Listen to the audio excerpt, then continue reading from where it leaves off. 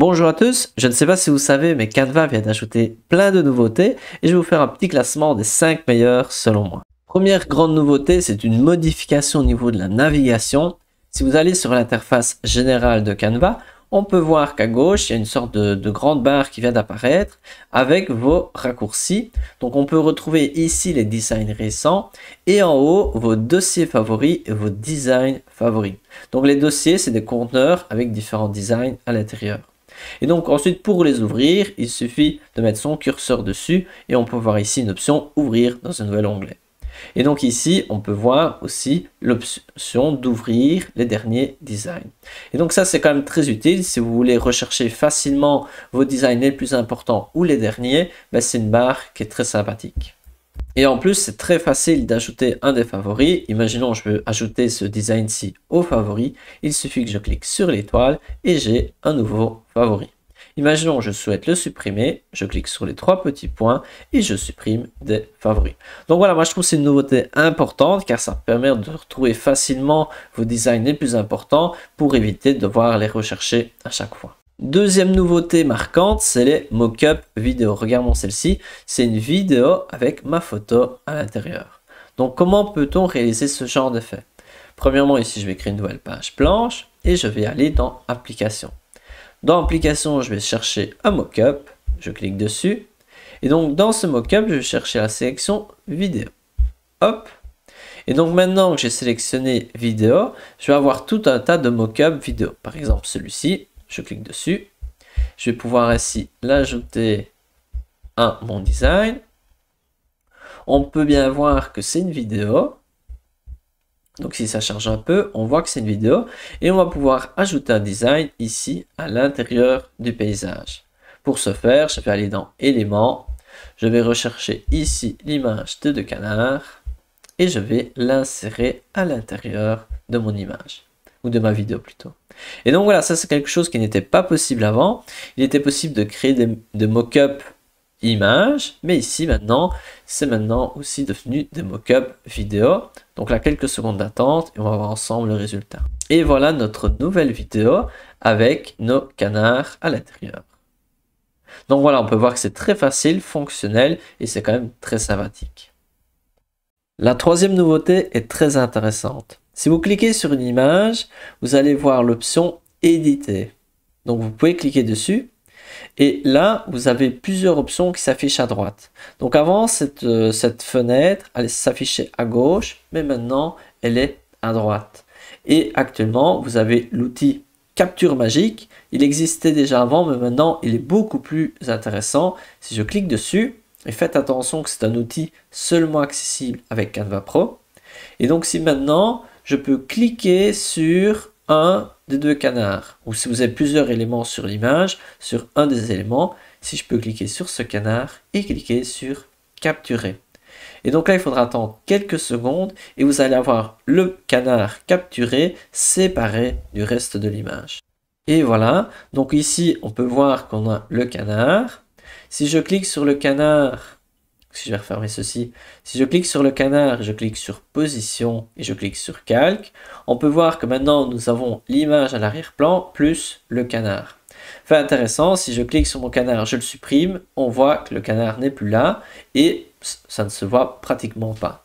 Je reviens en arrière et donc ici, je vais pouvoir appuyer sur T pour ajouter du texte et je vais écrire par exemple la famille.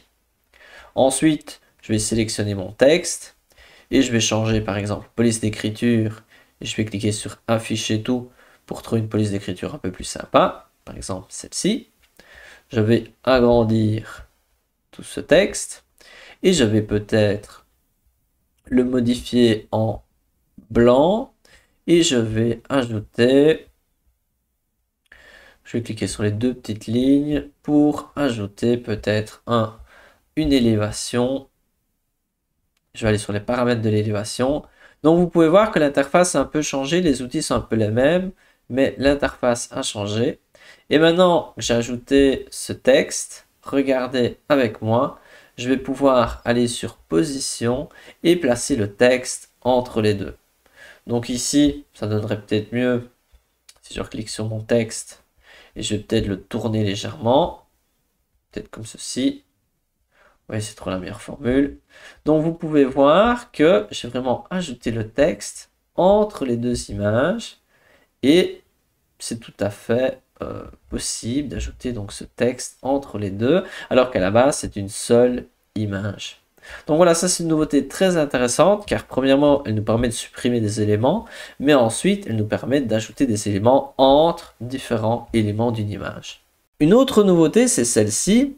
Donc si vous cliquez sur du texte, vous allez pouvoir cliquer sur écriture magique et là on va pouvoir ajouter soit continuer la rédaction, raccourcir, reformuler, rendre plus amusant, plus formel, on peut corriger l'orthographe, donc ça c'est quand même chouette, et on peut ajouter une consigne personnalisée. Donc ça aussi c'est une modification qui est quand même très intéressante car voilà, dans tous les documents de Canva, que ce soit une présentation, une vidéo, si vous avez besoin de corriger l'orthographe, c'est toujours utile. Si vous avez besoin de générer du texte car vous n'êtes pas très inspiré, ça marche très bien et c'est quand même un chouette petit outil. Ensuite, nouveauté suivante, elle se trouve dans les Canva Docs.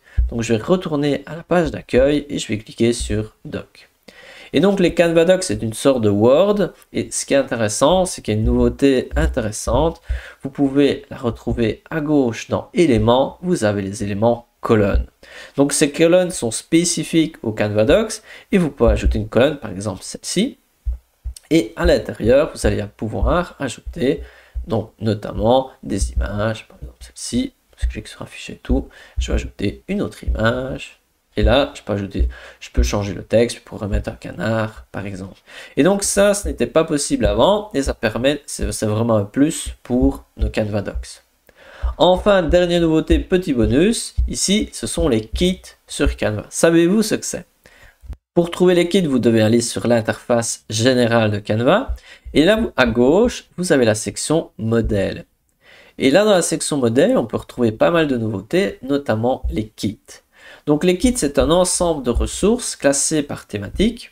Par exemple, marketing, vente, ressources humaines, créatif. Imaginons si je clique sur marketing, je vais retrouver tout un tas de modèles en lien avec le marketing. Par exemple, gestion de campagne, life cycle marketing, réseaux sociaux. Et vous pouvez retrouver plein de templates utiles en fonction de votre activité. Dans cette section, on retrouve aussi les spécialistes suivis. Et donc ça, c'est intéressant que Canva met de plus en plus en avant les créateurs de templates, de modèles. Comme ça, on peut s'abonner, en savoir plus sur eux. Par exemple, vous pouvez ici, il y a la section à propos qui vient d'apparaître, vous pouvez suivre un peu la personne, voir un peu ce qu'elle raconte, et vous pouvez regarder un peu ses templates, et peut-être comme ça vous pouvez utiliser davantage de templates de cette personne. Donc voilà, c'est tout pour cette vidéo qui reprend pas mal de nouveautés, j'espère que vous avez apprécié. Abonnez-vous pour connaître les prochaines nouveautés de Canva ou quelques astuces intéressantes, et on se retrouve à une prochaine.